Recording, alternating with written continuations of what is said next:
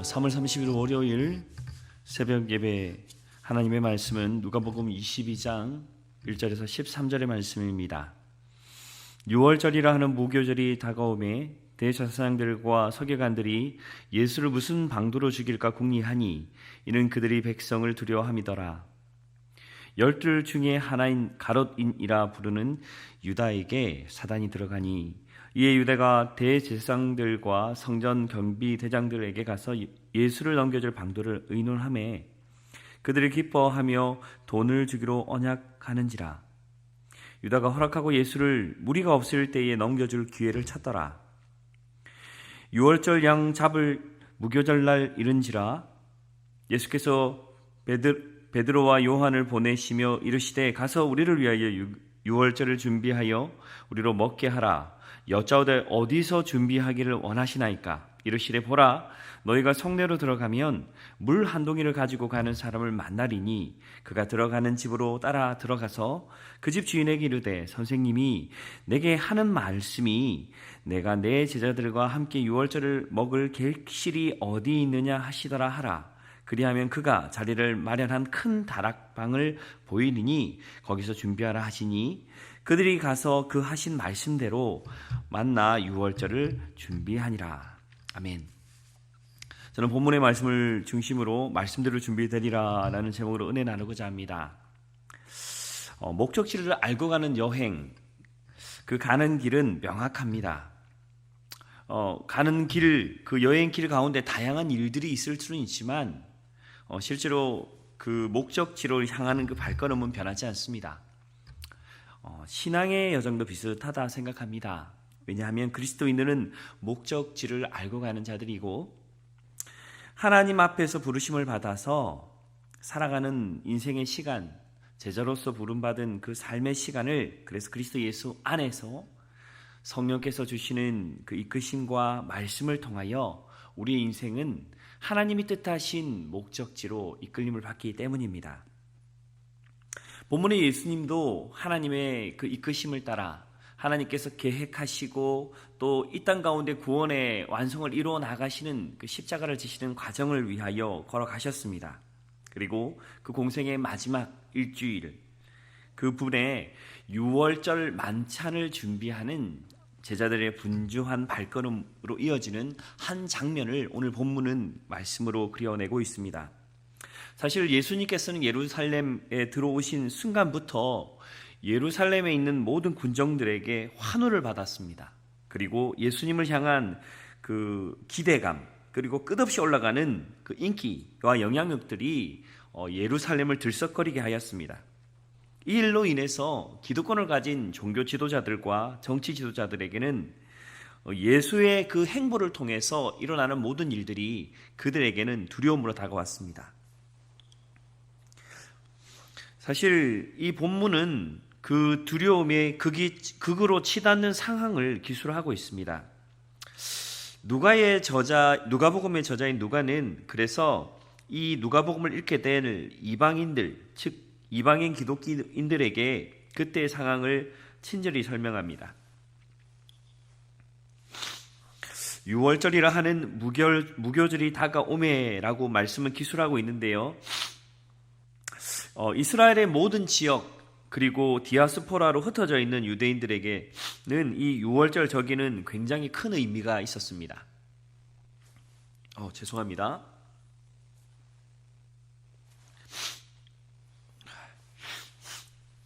이스라엘 민족의 해방을 의미하는, 그래서 이집트로부터의 노예의 해방을 의미하기도 하고 해방된 그들이 하나님의 백성으로서, 언약 백성으로서 인침받은 자부심을 상징하는 날도 그 의미에 담겨있기에 큰 절기였습니다. 절기가 크기 때문에 수많은 사람들이 예루살렘을 향하였고 성경에 기술되어 있는 것과 같이 예수님이 나사렛에서 살고 있는 그때조차도 예수님은 부모님의 손을 잡고 예루살렘으로의 긴 여정을 감당할 만큼 많은 이들이 예루살렘의 그 절개는 가득하였습니다. 사람이 많아지자 예수님의 그 영향력은 더 크게 사람들에게 비춰졌고 예수님의 가르침을 통해서 날마다 종교 지도자들 그리고 정치 지도자들의 그 외식과 죄악들이 나타나며 드러나는 일들로 인해서 사실 유월절이라고 하는 이 절기가 다가오자 그들의 마음에는 굉장히 큰 곤욕스러움과 또 예수님으로 말미암은 두려움이 점점 더 커져 갔었던 것입니다. 그래서 성경 우리가 함께 읽었던 말씀은 이는 그들이 백성을 두려워함이더라 라고 하는 말씀과 함께 그 일들로 인해서 예수를 어떻게 죽일까 궁리하는 그 궁리가 단순히 의논이 아니라 실제적으로 그들에게 의논되기 시작하였다라고 말씀을 기록하고 있는 것이죠. 누가는 예수님께서 이러한 그 반대자, 즉 예수님을 죽이려고 하는 그런 반대 세력들이 있다. 그리고 그 일들에 대해 예수님이 이미 알고 계셨다라고 하는 것을 우리가 함께 읽지는 않았지만 바로 앞장인 21장 37절과 38절의 이 말씀에 딱 한 문장으로 표현하고 있습니다. 예수께서 낮에는 성전에 가르치시고 밤에는 나가 감람원이라는 산에서 쉬신다라는 말이었죠. 사실 예수님께서 말씀을 가르치며 예수님이 인기가 올라가는 것, 그리고 그 가르침이 사람들에게 퍼지면 퍼질수록 예수님에 대한 반감은 점점 커졌다는 것입니다. 그래서 예수님은 낮 시간에 성전에서 백성들을 가르치는 동안에는 비교적 안전하셨습니다. 그러나 밤이 되고 무리들이 흩어지고 나면 감람원 혹은 감림산이라고 불리는 안전한 산으로 물러갈 필요가 있으셨다는 것입니다. 그리고 누가는 예수님께서 그렇게 감람산으로 이동하게 된 이유를 1절과 2절의 말씀에 드러내고 있는 것이지요. 이러한 긴장이 쭉 흘러가고 있습니다. 예수님께서 하나님께서 부르신 이 땅의 사명을 감당하는 그 하나님의 역사의 시간, 하나님이 정해놓은 시간을 따라 흘러가듯 그 모든 흐름은 긴장 속에서 꾸준히 흘러가고 있습니다. 그래서 우리가 함께 읽었던 말씀 7절과 13절의 말씀을 보면 예수님께서 유월절을 준비하는 자연스러운, 그래서 유월절을 통해서 예수님께서 이 땅 가운데에 어떠한 의미로 오셨는지 제자들에게 가르치며 십자가에 돌아가실 것들을 준비하는 그런 모든 과정들이 아주 자연스럽게 흘러가고 있는 것입니다. 예수님께서 이들 가운데에 그러한 시각 가운데에 그들에게 이렇게 조용히 하나님께서 이루실 계획들을 이루어가는 이 과정들을 통해서 특별히 누가는 이 유월절에 대한 의미에 집중하고 있습니다. 유월절이라고 하는 의미는 실제로 어린 양의 제물을 이제 준비하는 이 기간의 무교절의 의미를 담고 있는데요.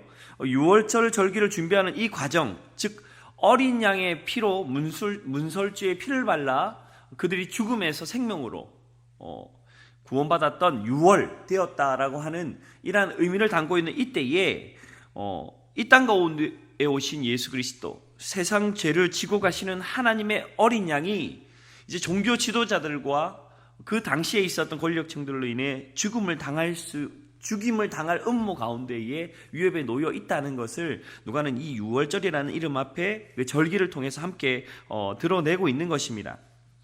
그런데 이렇게 흘러가는 과정 속에 아주 좀 의외의 인물이 갑자기 등장하게 됩니다. 그 장면의 주인공이 가룟 유다입니다. 성경 말씀엔 이 가룟 유다는 3절과 6절의 말씀을 보면요, 가룟 유다에게 사단이 들어갔다 하는 말과 함께 유다가 종교 지도자들과 대제사장 그리고 성전 경비대원들에게 가서 예수를 넘겨주고 돈을 받아서 무리들이 없을 때, 예수님이 한적하게 홀로 계실 때에 그들에게 예수님을 넘겨줄 기회를 찾고 있다라고 말씀이 기술을 하고 있는 것인데요. 사실 성경을 아무리 살펴봐도 유다가 예수님을 배신할 만한 아무런 개연성을 찾을 수가 없습니다. 게다가 유다가 예수님을 팔고 받기로 한 그 당시 은 30개는 당시 그러니까 사람들을 섬기는 종들을 살 때 한 사람을 살 수 있는 돈이었습니다. 예수님을 은 30, 그러니까 종을 살 만한 종 한 명 살 수 있을 만큼의 돈, 그 정도의 돈을 주고 예수님을 팔았다는 것, 사실 아무리 생각해도 개연성이 성립되지 않는 그러한 상황인데요. 누가는 그 가룟 유다가 사단이 가룟 유다에게 들어갔다라는 말로 이 모든 일들의 시작을 기술하고 있는 것입니다. 저는 가룟 유다라고 하는 사람에 대해서 그래서 곰곰이 한번 생각해 봤습니다. 저희가 잘 알고 있는 가룟 유다에 대한 평가는 돈을 사랑하는 자, 그리고 성경 곳곳에서 물질에 대하여 속이거나 자기의 것을 따로 숨겨서 자기의 이득을 취하기 위해서 욕심을 가졌던 그런 탐욕이 있었던 사람, 도둑이다 라고 하는 다양한 진술들을 발견하게 되었습니다. 사실 유다가 이러한 일들로 인해서 예수님을 판 부분들이 무죄하다라고 하는 말을 나타내고자 하는 것은 아니라 이 모든 사건의 이면에 사단의 개입, 그리고 예수님을 죽이려고 하는 그 반대편에 있는 모든 것들 가운데 영적인 그러한 영향력들의 개입들이 기득권자들의 분노와 질투, 두려움을 통해서, 그리고 유다라고 하는 한 사람의 탐욕을 통해서 그들에게 영향력을 끼쳤다. 그들이 그래서 사단의 편에 서서 하나님께서 이 땅에 보내신 메시아를 향한 그러한 음모를 꾸미게 되었다라고 하는 것을 누가는 나타내고 있는 것입니다. 그런데 이렇게 유다를 유혹하고 또 그로 하여금 예수님을 팔게 하였던 그러한 사단의 영향력들이 지금 이 시대에는 없는가 하는 것입니다.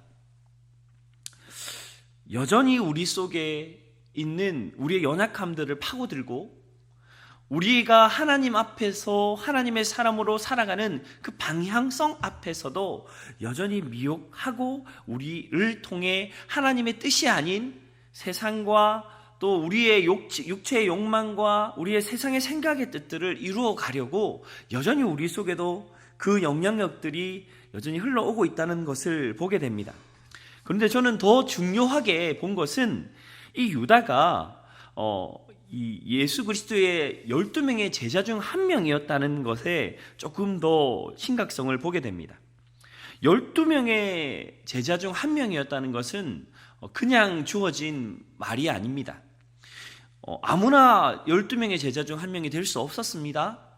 유다는 특별히 예수님께서 공생을 시작하셨던 그 시기에 예수님을 함께 따라서 산과 바다 그리고 회당과 마을을 함께 다녔습니다. 도시의 병자들과 소경과 귀신 들린 자들을 치유하는 권능을 경험하였습니다. 군중들 속에서 그 많은 이들 속에서 예수님에게 특별히 부름받은 한 사람, 가롯 유다. 그는 주님을 정말 사랑하였을 것입니다. 주님을 따랐습니다. 주의 말씀을 매일 함께 하는 그 자리에서 듣고 배우며 또 그것을 통하여 도전받았었던 사람, 그 사람이 가롯 유다라는 것입니다. 그런데 그는 지금 예수님을 파는 이 자리에 그의 모습과 선택을 누가는 돈을 사랑하는 자라고 하는 말로 그의 현재의 모습을 나타내는 것이지요. 그는 예수님의 말씀을 그렇게 듣고 예수님을 사랑하는 그 마음을 가졌음에도 돈을 포기하지 못했던 자였던 것 같습니다. 아니, 돈뿐만이 아니라 세상을 향해서 자기가 가지고 또 추구하는 기준과 가치를 포기하지 못했던 사람인 것 같습니다. 어찌 보면 그래서 유다는 이 탐욕으로 말미암아 예수 그리스도를 파는 그 선택을 하였을지도 모릅니다. 성경에 있는 주석가들은요, 실제로 예수님을 팔았던 이 유다가 예수님을 팔면서 돈을 추구했던 것보다 예수님을 향해서 가졌던 이 정치 지도자 그리고 종교 지도자들의 시도를 알았기에 그들의 시도를 통해서 군중들을 이용해 예수님을 실제로 예수님의 예루살렘의 왕으로 세우려고 했던 그러한 시도를 가졌다라고 기술을 하기도 합니다. 물론 유다의 소망처럼 예수님을 그렇게 팔았을 때에 군중들은 반응하지 않았고 예수님조차도 평소에 보이셨던 권능과 능력으로 그들의 모든 괴계들을 깨트리지 않고 마치 도수장으로 끌려가는 양처럼 아무 말 없이 묵묵히 그 자리를 끌고 갔을 때에 유다는 당황했던 그러한 기술들도 성경에는 남아 있습니다. 그리하여서 예수님이 끌려가서 십자가에 달려 돌아가시는 그 과정을 바라보면서 자기가 받았던 은을 던져버리고 예수님은 무죄하다고 대제사장들에게 가서 예수님을 풀어달라고 이야기했던 장면 또한 성경에 기술되어 있습니다.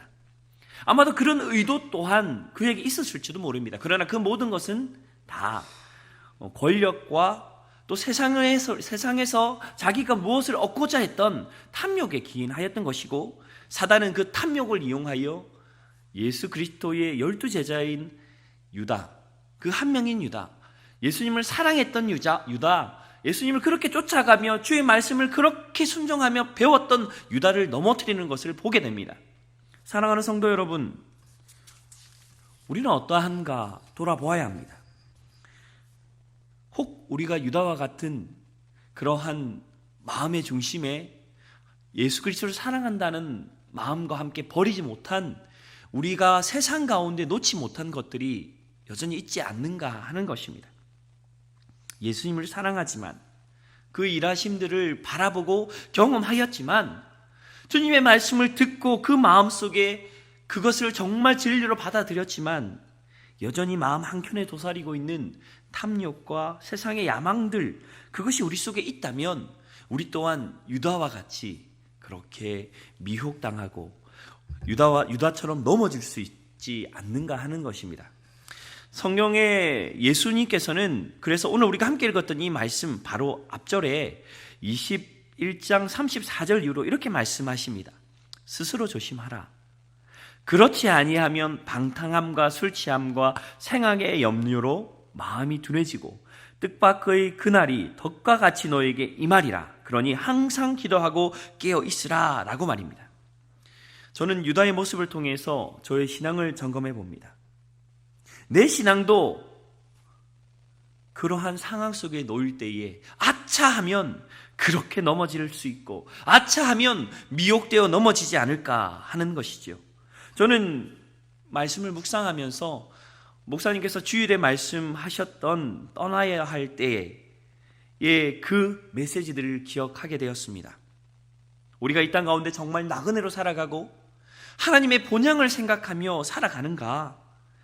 마음으로 정말 주님께서 이 땅이 아닌 저 땅 가운데 하나님을 향하여 나가는 우리의 삶의 여정, 이 인생의 길, 소풍과 같은 인생의 길 속에 정말 우리의 마음의 한켠에 혹 세상의 것들에 그 재미와 즐거움에 영원히 이 땅에 살 것 같은 마음에 우리의 마음 한켠에 그러한 것을 소망하며 살아가는 그러한 헛된 착각들이 있지 않는가 한번 스스로를 돌아보게 되었습니다.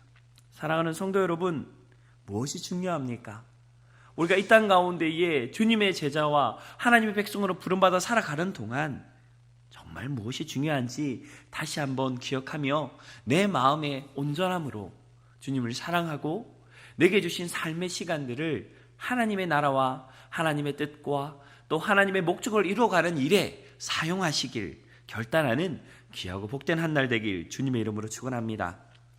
오늘 우리가 함께 읽었던 말씀 통해 혹 나는 유다가 아닌지 다시 고민하며 하나님 앞에서 나 스스로를 점검하며 깨어있는 귀한 결단이 있기를 주님의 이름으로 축원합니다. 기도하겠습니다. 하나님, 내 삶을 다시 한번 돌아봅니다. 주님께서 이 땅 가운데 이루실 하나님의 구원의 역사는 하나님의 손에 붙들려 하나님 순적하게 흘러가지만 그 구원의 역사 속에서 우리는 하나님을 일하심을 보며 말씀을 들으면서도 유다처럼 혹 세상의 마음을 둬버리고 우리의 마음의 중심이 온전히 하나님께로 집중되지 못함으로 말미암아 사단의 미혹을 받아 이 땅 가운데 헛된 삶을 살아가고 있지 않은지 돌아봅니다. 혹 우리의 마음속에 그러한 찔림이 있다면 하나님, 우리가 이 땅 가운데 반드시 언젠가 떠나 본향으로 돌아갈 것들을 기억하며 하나님의 나라 참으로 소망하는 순결한 마음, 온전한 마음 회복하게 하여 주시옵소서. 그렇게 세상 가운데서 하나님의 순결한 신부로 설 수 있는 귀한 한 날 살아가게 하여 주시옵소서. 하나님께서 우리의 삶들 가운데 역사하시고 함께 하실 것들을 간구하며 감사하며 예수님 이름으로 기도합나이다. 아멘.